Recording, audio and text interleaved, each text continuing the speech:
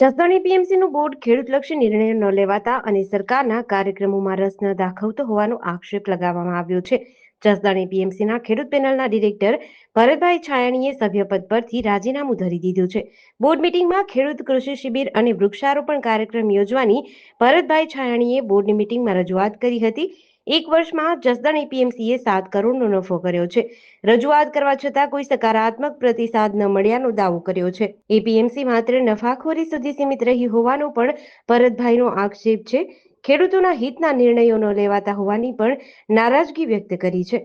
રાજીનામું દેવા પાછળનું કારણ એ 3 દિવસ પહેલા જ્યારે અમારી બોર્ડ મિટિંગ મળી ત્યારે બોર્ડમાં વર્ષનો હિસાબ કિતાબ થતો હોય તો વર્ષના અંતે 7 કરોડ જેવી માતબર રકમનો નફો અમારી એપીએમસીએ કરેલ.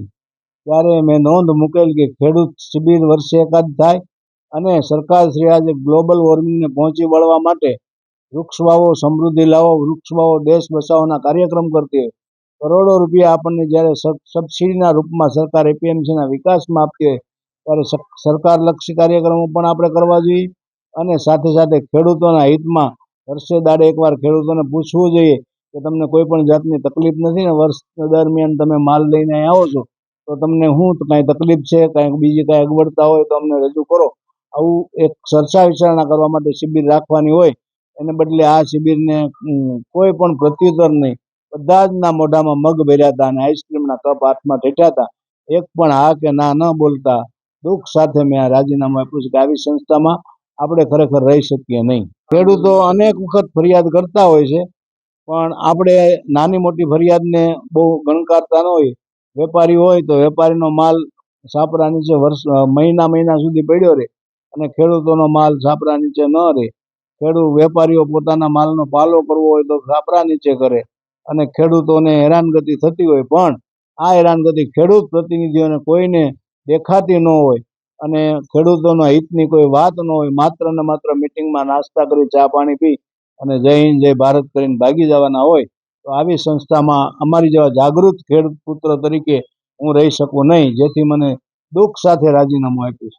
નહીં, આપણો આક્ષેપ સીધો કોઈની ઉપર નથી, બોર્ડ ઉપર જ સીધો આક્ષેપ છે. જો બોર્ડમાં કોઈ આવો નિર્ણય લેવા માટે આપણે ન આવ્યા હોય તો ખરેખર આપણે બોર્ડમાં રહેવું જ નથી અને છૂટાવું પણ નથી.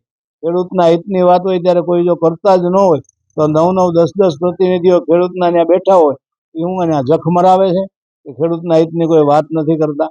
એટલા માટે બહુ દુઃખ થયું અને દુઃખ સાથે મેં રાજીનામું આપ્યું છે. કોઈ પણનો સંપર્ક નહીં. માત્ર હું એક ખેડૂત પુત્ર છું, હું રાજકીય આગેવાન છું.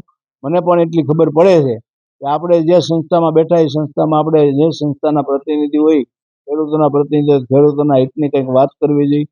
સરકારશ્રીની આટલી બધી કામગીરી હોય સારી તો એમાં પણ આપણે ક્યાંક સહયોગ આપવો જોઈએ. એના બદલે મને એવો જવાબ મળ્યો કે ખોટા ખર્ચા આપણે અત્યારે શું કામ કરવા જોઈએ. આ ખોટા ખર્ચાનો શબ્દ સાંભળી અને અતિ દુઃખ થયું. એટલા માટે મેં રાજીનામું આપ્યું. કોઈ અસર નહીં થાય. અમે વિધાનસભામાં સરકારની સાથે જ છીએ, સાથે જ રહેવાના છે. એમાં કોઈ પણ ફેરફાર કરવાના નથી.